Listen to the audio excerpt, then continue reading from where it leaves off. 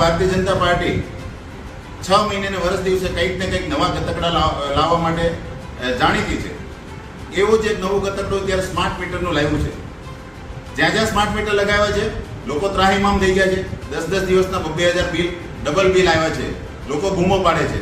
ત્યારે હું જીઈબીને કહેવા માંગુ છું, રાજ્ય સરકારને, ઉર્જા મંત્રીને કહેવા માંગુ છું કે મારા વિસ્તારમાં આ સ્માર્ટ મીટરનું ગતકડું ભૂલે ચૂકે લાવતા નહીં. સ્માર્ટ મીટરનો સર્વે કરવા પણ આવતા નહીં, ને સર્વે કર્યો હોય તો મીટર લગાવવા આવતા નહીં. આ ચોખ્ખી ચીમકી છે.